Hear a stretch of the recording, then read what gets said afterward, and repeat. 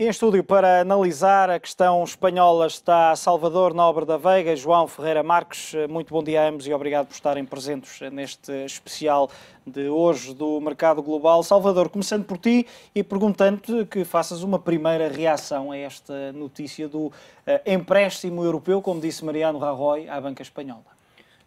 Acabou por surpreender, sobretudo no timing. Não era esperado que fosse tão cedo. Talvez aqui a Europa tenha decidido, uma vez que estamos tão próximos das eleições gregas, tentar antecipar possíveis problemas no caso de problemas que venham a devir durante essas eleições.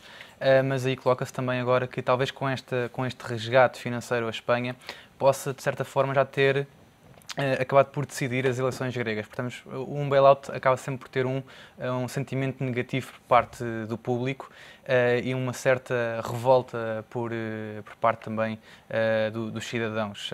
Então, os gregos neste momento podem ter já decidido, ou o Syriza ter acabado de ganhar as eleições com estas medidas na Europa, ter resgatado Espanha antecipadamente. Portanto, veremos como é que as eleições no próximo fim de semana acabarão por resultar. João, faz sentido falar ou fazer a distinção que Mariano Rajoy fez entre um bailout e um pedido, um empréstimo europeu à banca espanhola? À partida faz, porque parece que todas as condições que estão a ser anunciadas são bastante mais vantajosas ou menos complexas, digamos assim, a nível das exigências aos países do que o que foi apresentado à Irlanda, a Portugal e Grécia. E isso é uma negociação um pouco à espanhola, digamos assim. Juros entre 3% e 4% são muito diferentes daquilo que os outros países auxiliares estão a pagar. É substancialmente diferente e, para além disso, é tudo a questão da dinâmica dos espanhóis passarem uma mensagem que não estamos debaixo de controle, continuamos senhores da nossa gestão pública e não estamos na mesma situação que os outros países. Isto, para os espanhóis, de um ponto de vista, mais uma vez, os espanhóis sendo espanhóis, é bastante importante. E cria aqui, ou pode vir a criar, apesar das opiniões públicas serem dispares de país para país, quando digo opiniões públicas, digo as opiniões dos líderes, que já se notou que são diferentes, mas é óbvio que vai aqui levantar algum celeuma em relação a condições mais favoráveis à Espanha. Nomeadamente, Salvador, em relação àquilo que aconteceu com a Irlanda. Temos duas economias que, em termos de tamanho, em termos de importância, naturalmente são muito distintas, mas em termos de semelhanças são muito idênticas. Ou seja, a Irlanda, quando fez o pedido de ajuda, também foi para o setor financeiro e, no entanto, as condições de acesso a essa ajuda são muito distintas. Digamos que os homens de negro, como a Espanha tem chamado nos últimos dias, chegaram em força e não face àquilo que se espera que aconteça em Espanha. Justifica-se esta diferença de tratamento? Faz sentido? Primeiro que tudo, a Espanha é a quarta maior economia europeia, portanto tem um poder negocial muito maior do que Portugal, Irlanda e Grécia provavelmente teriam, mesmo juntos. No entanto, não parece que seja... vai haver aqui, portanto, a União Europeia abriu de certa forma aqui a caixa de Pandora ao fazer a distinção, uma vez que isto no fundo é um resgate. Isto é um resgate, aliás é um resgate de um outro resgate, porque de certa forma vai ser um resgate ao FROB, que por sua vez vai resgatar o setor bancário espanhol. E, portanto, vai haver aqui algumas questões a nível da Irlanda, sobretudo a reivindicar melhores condições mais vantajosas. Vamos assistir, e pegando no que disse o João, a uma guerra por igualdade de condições, Sim. mesmo sendo economias com poderes diferentes. Sim, nem faria outro sentido, dado que estamos numa União Europeia, supostamente as igualdades entre os distintos países têm que existir. E agora com a Grécia também, já o líder do Syriza também já vem a reivindicar que vai negociar, caso ganhe as eleições, quer ter condições semelhantes à Espanha. E uma coisa que se coloca é realmente de onde é que virá o dinheiro. Se virá do mecanismo de estabilidade, se virá do EFSF, tudo isso coloca uma grande questão, dado que existem aqui alguns problemas, sobretudo de financiamento e também a nível do Parlamento alemão, dado que o mecanismo de estabilidade europeu ainda não foi ratificado pelo Parlamento alemão e, sobretudo, já tinham reivindicado também que não estavam dispostos ou que não lhes agradava a ideia de que o mecanismo de estabilidade fosse usado para financiamento direto do setor bancário, que foi precisamente o que acabou de existir. E quanto ao EFSF, só restam 200 mil milhões de euros, de cartuchos, digamos assim, 200 mil milhões de cartuchos para a União Europeia, para resgatar os países, dos quais Espanha, 12,75% da contribuição proveio de Espanha, portanto estamos a falar de 90 mil milhões, ou seja, 90 mil milhões dos 200 mil milhões que restam já estão descartados. Portanto, na prática, só existem neste momento 110 mil milhões e veremos se portanto, os 100 mil milhões serão suficientes para a Espanha, que não me parece que seja todo suficiente. João, com este valor que é avançado, cerca de, ou máximo de 100 mil milhões, pode tirar-se ou desligar-se a luz intermitente de Espanha? Ou seja, a situação a curto e médio prazo fica resolvida, ou temos outras questões que poderão surgir, entretanto, como, por exemplo, as dívidas das regiões autónomas, outros problemas. Aliás, uma das questões que tem sido salientada nos últimos dias é o facto de Espanha estar com um problema grande na banca, mas em termos de contas públicas, supostamente, e em termos de dívida, até ter as coisas teoricamente controladas. Exatamente. Bem, teoricamente controladas, a palavra teórica é bem aplicada aqui. Eu acho que mais tarde ou mais cedo a situação vai se complicar e vai colocar pressão sobre a própria dívida soberana e acho que poderemos ter aqui mais algum apoio. Voltando um bocadinho à questão anterior e relacionando as duas coisas, de facto, eu penso que a Irlanda, em concreto, comparativamente a Portugal, vai se queixar deste plano, porque estamos a falar, a situação é, na sua essência, idêntica. A diferença foi de timing, ou seja, a Irlanda primeiro fez o bailout aos bancos e pediu depois assistência. Aqui estamos a falar de um processo feito ao contrário, e eu acho que de forma estratégica, de forma planeada por Espanha. Este montante, estamos aqui a falar, até 100 mil milhões, saiu não um artigo, mas uma peça de research da Fitch a semana passada, onde basicamente faziam referência que no modelo de base case, o base case estamos a falar de situação exatamente como ela está, sem stresses, que a Espanha poderia precisar algo, a banca espanhola, entre 40 a 60 mil milhões. Num cenário onde se utilizem stresses aplicáveis ou semelhantes àqueles que se verificaram, não testes de stress, mas sim aquilo que se verificou na Irlanda, então esse montante facilmente chegaria aos 100 mil milhões. Por isso este montante acho que tem já em conta um possível cenário de stress ainda pior do que aquele que está a ser contemplado no base case em relação à banca espanhola, mas mais uma vez só em relação à banca. Podemos passar e pegando, porque penso que a expressão utilizada por Mariano Rajoy foi uma expressão direcionada para os mercados para tentar de alguma forma aliviar as pressões, a expressão empréstimo europeu à banca espanhola e não um bailout à banca espanhola, que na prática acaba por ser mais ou menos a mesma coisa. A questão que muitos colocam, e no seguimento daquilo que estávamos aqui a falar, é: será que o reino no seu todo vai conseguir escapar a um bailout geral e não apenas a este direcionado apenas para o setor da banca? A minha opinião é que existe um considerável risco em que será necessário um bailout à Espanha.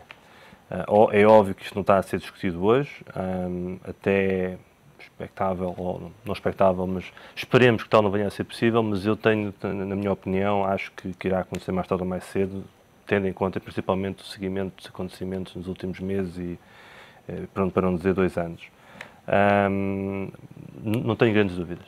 Salvador, a mesma questão para ti. Parece que este bailout se vai estender ao reino. Já temos vindo a falar disso aqui, até a nível de não só o setor financeiro, aliás, acaba de ser dos piores, realmente o centro dos problemas económicos espanhóis, nomeadamente do mercado imobiliário, mas também a própria dívida soberana do reino espanhol. Também ele está bastante debilitado. Portanto, temos a dívida oficial neste momento contabiliza cerca de 70% do PIB, quando na verdade, se admitirmos toda a dívida que é garantida pelo governo espanhol, assim como também o passivo contingente, esse número ultrapassa largamente os 100% do PIB. Portanto, estamos aqui a falar tem aqui alguns números. A dívida soberana admitida é à volta dos 600 mil milhões de euros, a dívida regional é à volta dos 150 mil milhões de euros, a dívida bancária garantida pelo governo espanhol, cerca de 80 mil milhões de euros, aos quais ainda agora se vai adicionar mais, supostamente, o máximo de 100 mil milhões de euros.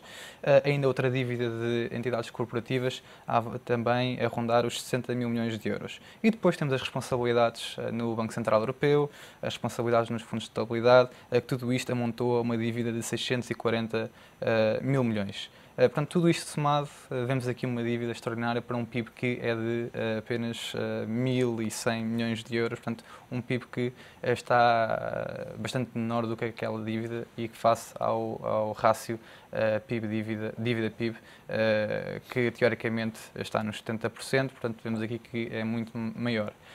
E também o mercado imobiliário, as imparidades que faltam por registar nos balanços dos bancos e estes primeiros 60 mil milhões e também o resgate do banco que aconteceu há coisa de 1 ou 2 semanas se deveu a isso, à necessidade de registro de imparidades e, portanto, a novas necessidades de capital. E basta dizer que os cenários propostos, o tal base case e o worst case, neste momento a dívida, portanto, do crédito mal parado ainda está no balanço dos bancos muito subavaliado.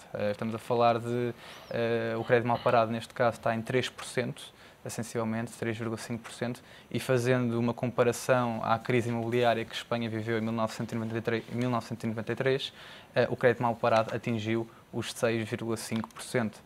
Portanto, ainda falta aqui muita imparidade por registar e caso esse cenário se venha a acontecer, atingirmos crédito mal parado de 6%, então provavelmente teremos aqui necessidades de capital à ordem dos 250 mil milhões de euros.